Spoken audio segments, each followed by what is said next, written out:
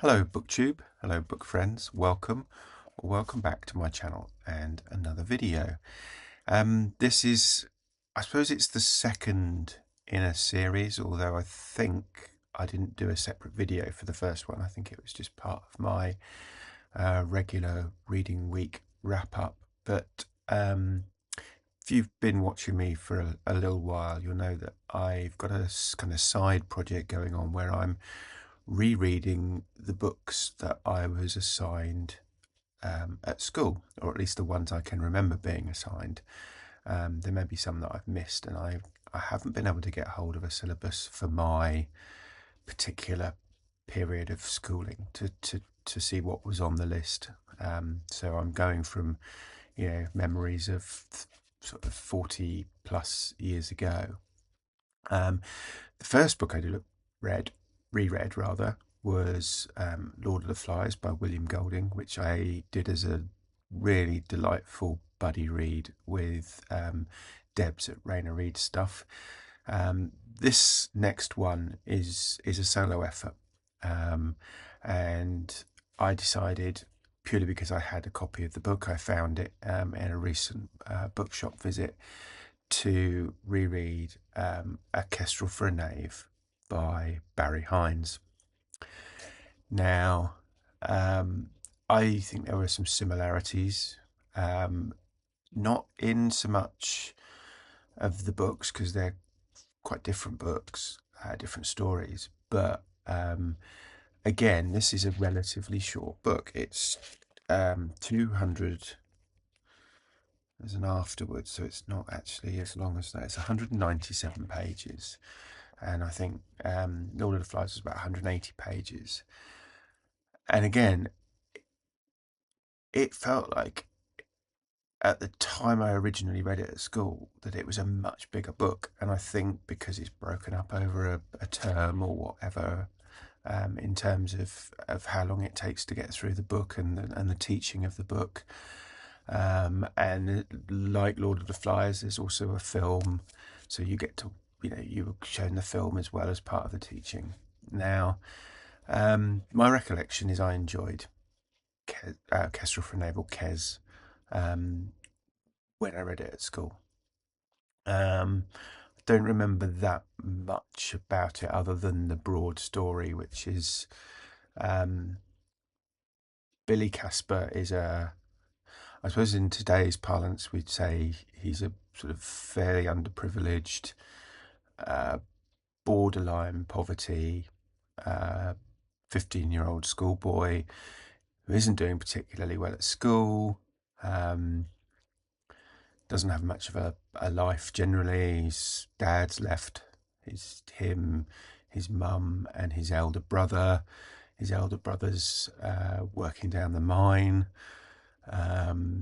And Billy finds a kestrel nest and takes one of the fledglings from the nest, and raises it and trains it to be a, a semi-tame falcon. So he in effect becomes a falconer. Excuse me. And it's that kind of story, and I don't remember the detail from sort of 40 years ago, but obviously having reread it, a lot of it came back quite quickly.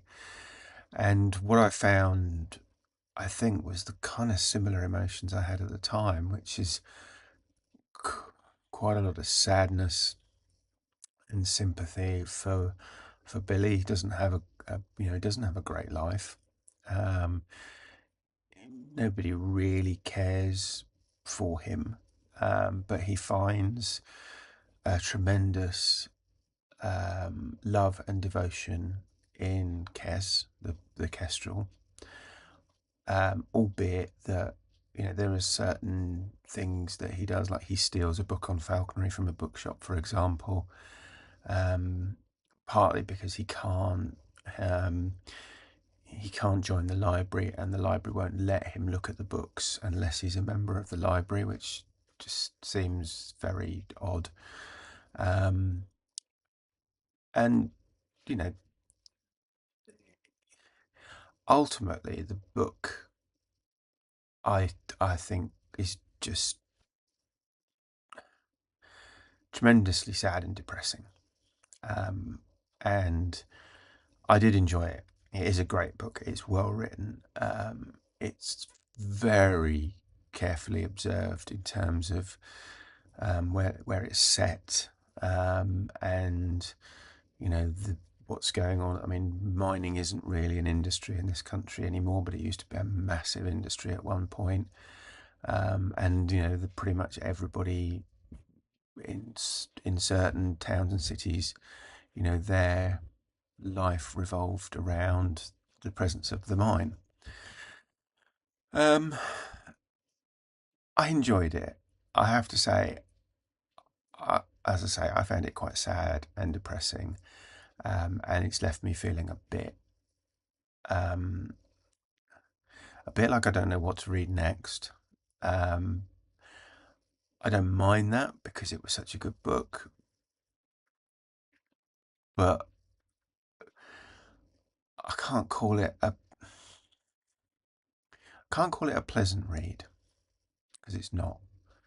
But it's not a bad book. It's not a book that I would have DNF'd because it's badly written, or not finished because it I guess because it's quite a short book, it's relatively easy to, even though you're kind of reading it and thinking, you know what, I just wish the book would end. And in some ways it does because it's so short. But yeah, I think my memories of I think I said I enjoyed it. Memory was I enjoyed the book. I probably didn't at the time enjoy it. I probably had similar memories, which is it's a good book, but it's not a happy book. And I think I would say the same thing now. It's a good book. I would recommend people read it.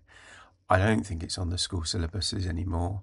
I could be wrong, but all the ones I could find didn't seem to feature, which is a great shame, I think. I mean, there are probably other books that are as good that are on the syllabus now, and you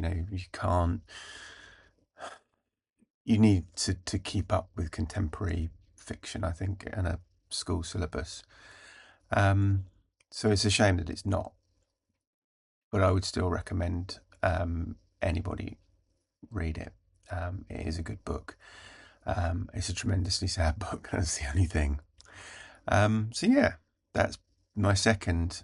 Well, no, it's probably my third because I did reread Macbeth last year before I had my own booktube channel. So I would need to talk about that at some other point. But yeah, I don't know what next. I've got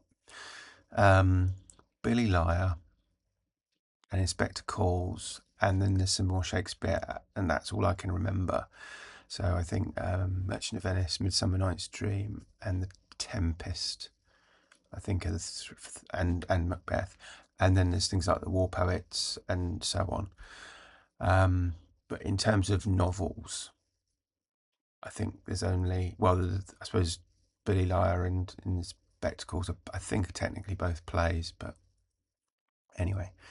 So yeah, that's what I've been reading this week or so far. And I need something more positive, I think, for the rest of the week. But yeah, if you have been, thanks for watching. And I will speak to you again soon. Take care. Bye bye.